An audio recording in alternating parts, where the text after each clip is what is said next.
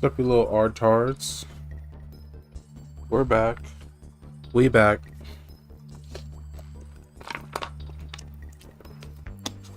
Had to type some shit. My typing's not that fast, so it took a little longer than I presumed.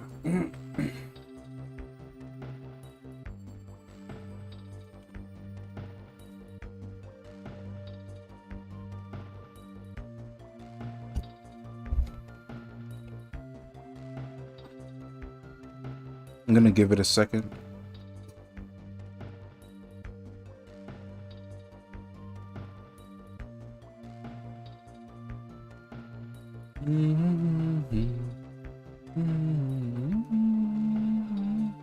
Let me load up some Berserk.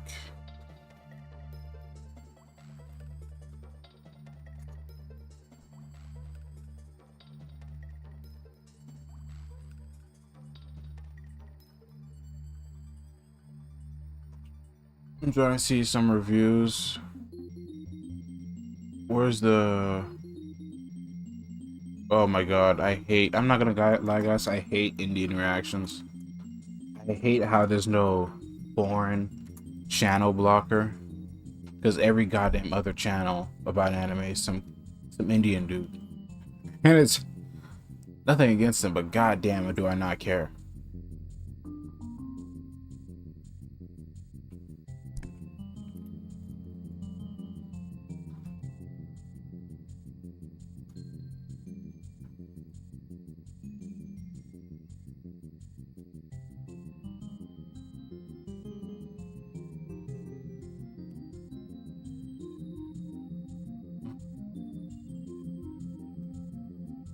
YouTube's so fucking shit with this fucking decision maker. This is Quentin. Let's watch this.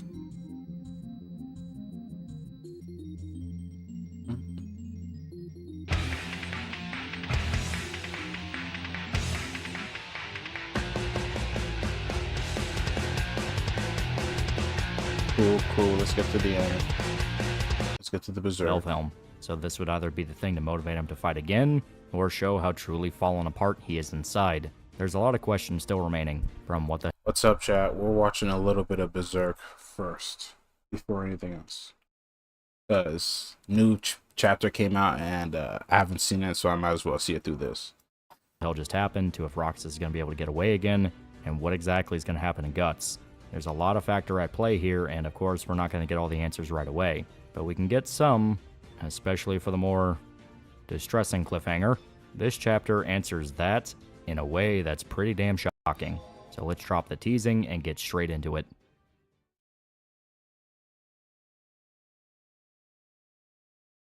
So the chapter opens up on everyone in the temple clearing out what's left of the trolls, with Roxas no longer there. It's not very long at all before the monsters are completely cleaned up, torn to pieces by the soldiers and the Bakiraka, along with Serpico and Roderick. Farnese is there as well, but she's mainly focused on keeping the spell active, so she's not really doing any direct fighting. Regardless, Roderick thanks her for the help, even saying she came to the rescue, so the situation has calmed down enough for him to act cheeky again. The temple is now completely free of monsters, and Daiba notices the ward now being maintained by the mage students outside, and he admits he has never seen this before. The Four Kings ritual isn't something that Kushin's ever learned, but the mages know this one by heart, so his theory they would be a massive help in the war was a good one. The spell is exceptionally powerful since it exists to ward off evil. We've seen multiple times it's saved the party from very bad situations, and that's just from Shrike and Farnese using it. They're very powerful magic users, yes, but now you have an entire army of mages that can help bolster it. It even burned Roxas, who is a pretty damn strong demon, so if it can give even war demons a headache, this is a trump card they don't want to lose. The rest of the trolls are burned away and the surviving Kushins give out a victory cry, beaten and battered, but still alive. The battle is officially over. Azan and Puck and Isidro watch, the boy admitting everyone did a good job in the fight. From the Kushins to the mage students, everyone pulled their weight. Puck even mentions that things have gone so well, Guts won't even have to clean up. Oh right, he forgot about Guts. Yeah, Puck rushes off, probably to make sure the big guy is okay, and the other two follow closely behind. They got so busy with the trolls and trying not to die, they completely lost track of the man who's been chained up in a cell without any way to defend himself, which, yeah, that's not a great thing right now.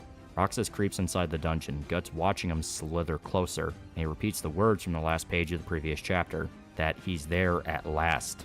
Roxas gets close enough to the cell that he can rip the bars apart. Now, we don't know what Guts meant when he thought about those words. Is he ready to fight? Gonna pull some trick to get out of this? Is the Beast of Darkness gonna take the reins?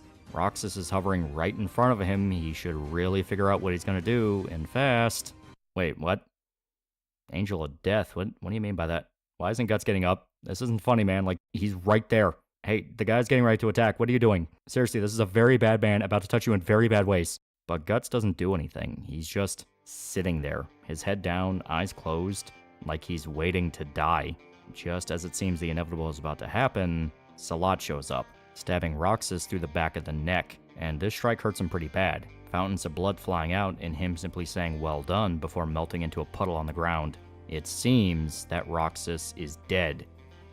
Maybe. Not even Salat is really sure about that. We'll talk about that later, but for now, Salat reveals that he saw what just happened. Guts is still lost in his head, trying to process what he almost just did, but the other guy is not having it. Salat is pissed. Beyond pissed. The guy is furious, grabbing Guts and demanding to know why he just sat there. Was he really going to just let Roxas kill? Does the, what's it called? Manga owner, does the manga director, I know the manga writer died, sadly, so he can't really draw the rest, but he gave the notes to his best friend and like assistant artist. So does the assistant artist know the ending of the story? Because if he does, that's pretty heavy responsibility, dude. Does he know the beginning parts? Does he know it step by step, or is he just filling it through himself? Because I don't know. I don't know how to feel about this, but it feels pretty genuine. Is why I'm asking. Kill him. Is this a joke? The Tapasa and Daiba reach the dungeon in time to see Salat ranting at Guts, demanding an answer. The Tapasa pulls Salat off, though he's still screaming at the guy. The warrior that humiliated Salat multiple times is now just sulking in a cell. He was gonna let himself get killed by a demon when he knows what would happen. Not just that he would go to hell, but the Kushans would lose out on an exceptionally powerful warrior at a time when they need every single advantage they can get.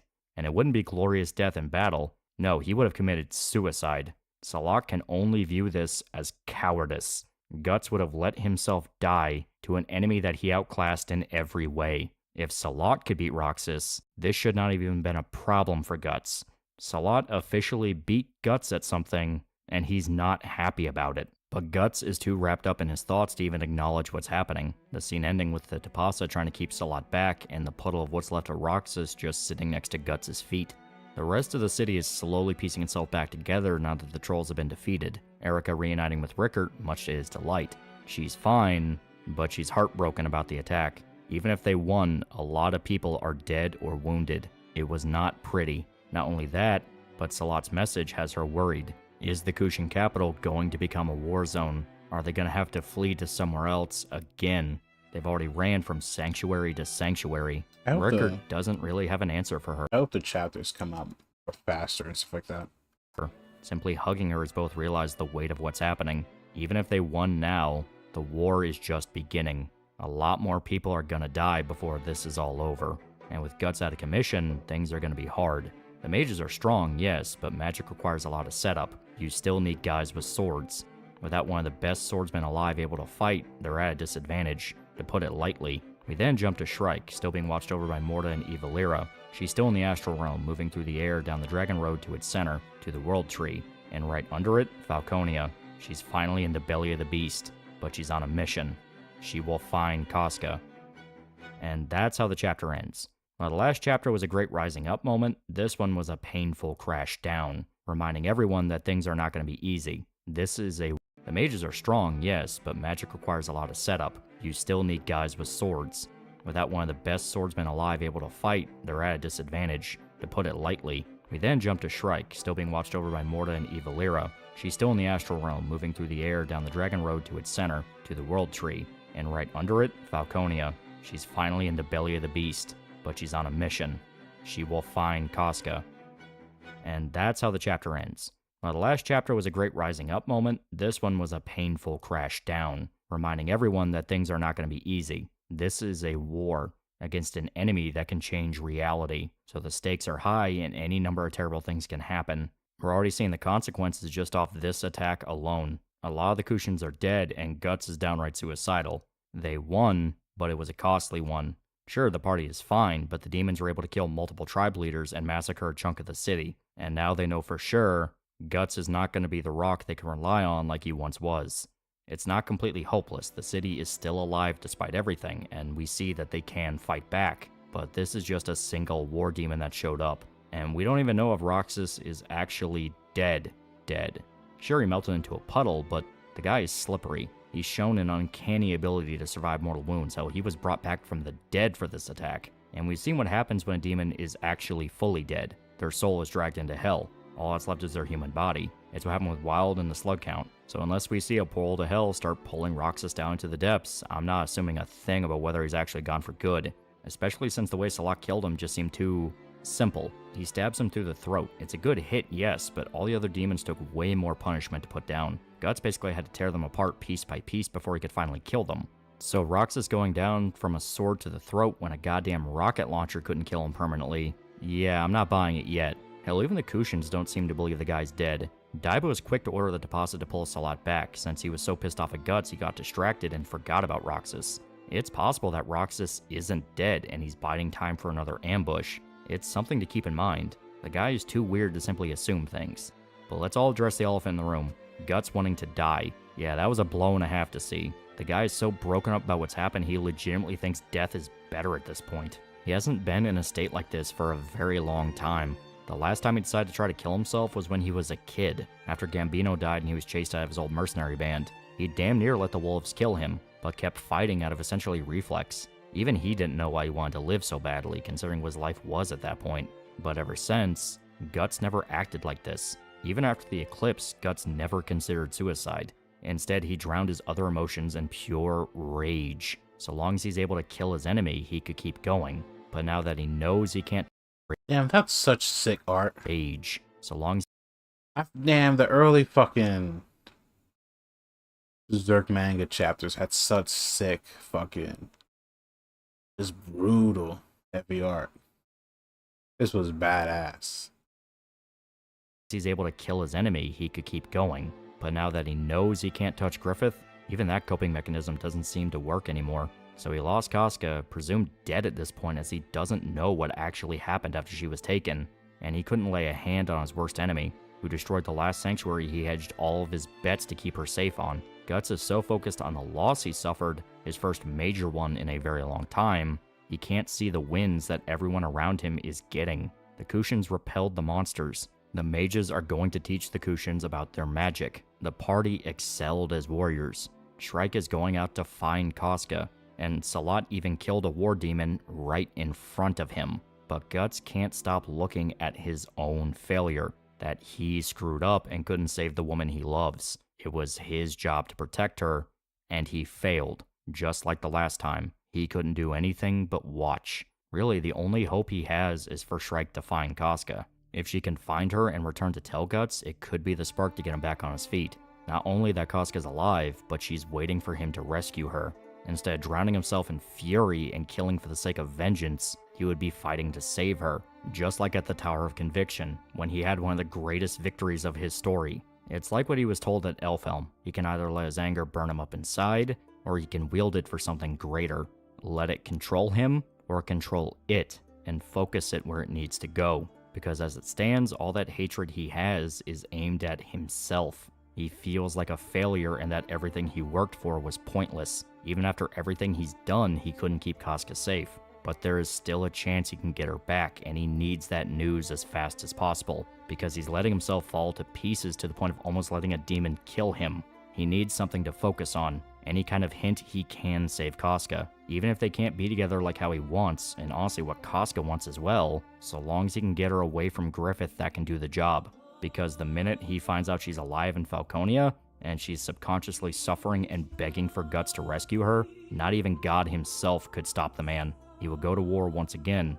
A man at war has a license to act badly, and Guts is a master at impolite behavior. But that's only possible if he can get out of his own head and focus. Salat being genuinely insulted at his behavior is a great touch. Not only does it speak to the frustration at the situation, but it serves his character.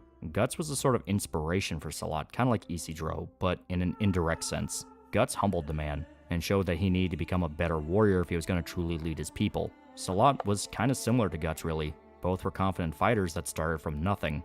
Guts being a nameless mercenary forced to fight from the moment he was born and then exiled from his childhood home, and Salat being the prince of a clan that was destroyed and turned into mere slaves. Salat was defeated by Guts, decisively so, and realized how far he was truly lacking in his skills. Not just being able to fight, but his mindset as a warrior. He needed to become smarter, judge a fight better, and actually study his opponents, not just write them off as unskilled savages. To humble himself and admit that there are enemies that can be clever, much more clever than they let on. This was the entire backbone to Salat's arc, and why he could improve his skills to the point of being able to take on a war demon. So seeing the man that symbolized that for Salat being so broken that he would choose to die in the face of a demon, yeah, that has to be infuriating. Especially since he doesn't know the full extent of why Guts is acting like that. All he knows is that Guts has been quietly sitting in his cell. He doesn't know about his relationship with Casca, the hell the man was put through getting her to safety, his battle with Griffith, building a bond with the party, losing Elfhelm. All he sees is this great warrior is no longer willing to fight, and that's disgusting to Salat. Guts can be described as a lot of things. Violent, crazy, a brute, a savage barbarian, a mad dog, a bad man, a good man. But this is the first time someone's ever truly seen him as a coward. It's a word that normally isn't even in the same zip code as Guts. Sure, he's been scared before, terrified even, but he's never let his fear take control of his actions. Even his first fight with Zod, where he's trying his best not to get paralyzed by absolute horror, Guts moved despite his fear. But now, he's so beaten down that he was about to just cash out, even when he knows it's a bad time to do that. And Salat just sees a husk of a man. A husk that once was the guy that could beat his ass in both fights they had. We all know why Guts is actually this broken down, but Salat doesn't. Nor does he really care. This is not the time to fall apart, it's time to take a stand and fight. Of course, this raises another question.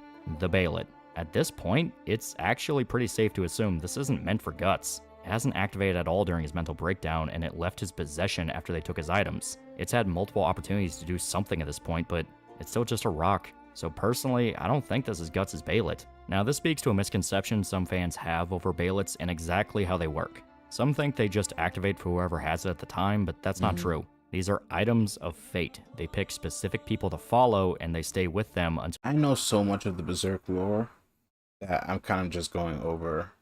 That's why I'm not commenting too much. I've watched so much of these videos. And I've read so much of Berserk already that I'm kind of just waiting for it to come out. Like the rest of you guys. True. These are items of fate. They pick specific people to follow, and they stay with them until the exact worst moment in the target's life. Then they activate, and the user is given the chance to become a demon in exchange for the one thing they absolutely do not want to lose in life. The thing you would rather die than see taken away. Guts has been his absolute worst point than almost any other in the story. Even with the Eclipse, the guy could get drunk off vengeance and use it as a moment to inspire his journey. But now he doesn't even have that, so why isn't it working for him? Maybe the merging of the realms fucked with it? It's possible, but we're not really given any indication of that. It's possible, and this is just a theory I have at the moment. Maybe it's meant to go to Salat. The arc so far has done a lot to build on his character, building him up as this great leader that's slowly earning the respect he's been owed by his people. He's the one who led the resistance against Roxas, and rallied the city to organize and fight. He's been a key player for the plan to stop Griffith, being the spearhead to gathering an army and working with Daiba to rescue the Elfhelm mages. My theory states maybe Salat's chosen to hold the Bailet, since it would be the killing blow to the last chance at stopping the God Hand, since what is the only precious thing Salat has to sacrifice? His homeland. And we've seen he's not exactly a saint more than once. It's very possible this is a trick the God Hand is waiting to pull at the last possible second, because what's a rise without a fall? In a way, you can kind of see his story as being a little bit similar to Griffith, this lone underdog working his way up and becoming a legitimate leader. All it takes is pushing Salat into a corner, making him feel the whole war is hopeless and giving him that little whisper in his ear. That's not to say it's guaranteed to work, but the possibility is there. Now, this is assuming the Bailet belongs to him. It can still go to anyone else at this point.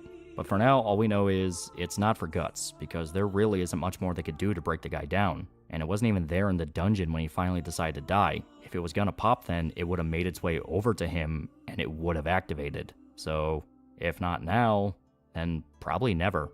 Not for Guts at least. So this chapter is a pretty heavy deflate from the optimism in the last one. A reminder that things are not going to be easy. This war is one of massive proportions, so while you can cheer for the small victories, you can't forget how costly even those can be. And those costs add up. So that's all I can say about this chapter. It's not as fast-paced and action-focused as the last few, but it serves to establish quite a bit more. That Shrike is now actually in Falconia looking for Akaska. That Guts is so defeated he truly thinks he deserves to die for his failure to save her. And that the Kushans are readying for all-out war, now confident they can win. Hopefully the next chapter isn't too far out. It'll probably focus on Shrike infiltrating Falconia considering the cliffhanger. And personally, that's fine. It's been a while since we've seen what's going on over there, and getting an update on what's happening with Casca will be appreciated. Hell, there's a lot they can do with it, considering we don't know the full extent of if a demon's able to see someone in the astral realm. Hell, we already have a character that flat out can with Sonya. She can see Shrike when she's in her form. So there could be a cat and mouse game where Shrike's trying to avoid Sonya while Sonya's actively looking for her to snitch to Griffith. The obvious thing to assume is she's probably going to find out about Casca and her brainwashing. That evil, tiny cunt. I hope Guts splits that bitch apart with the Dragon Slayer. Fuck that evil cunt. Dragging humanity to hell because she's jealous. Fuck Sonya. She's in her form. So there could be a cat and mouse game where Shrike's trying to avoid Sonya while Sonya's actively looking for her to snitch to Griffith. The obvious thing to assume is she's probably going to find out about Casca and her brainwashing and try to break her out of it. Maybe even building a rebellion group inside the city to help when the Kushans invade. Hell, Luca and her girls are still there, maybe they can help too. A lot can happen, but we have no choice but to wait for now. Unfortunately, we're hit with that dreaded to be continued, so we don't know. Preferably, it won't be another year-long hiatus. Please. I'm begging you. But you know what else I'm begging for? Gamer subs, use code TALL. Okay, we're good. Let's go back. Let's go back to manga. This low tier guy. This is Quentin Flynn, a.k.a. Raiden. And this is a simple gift, so it says, from Benny to Lolly. I'm hoping Where am I getting this fucking random ass audio? Fuck these fuck computers. Fuck the bullshit they pull. Let me look up low tier god.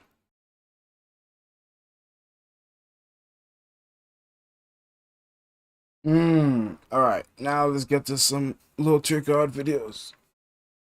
I gotta turn off. That was a little video for my manga channel. Now I'm gonna turn that off and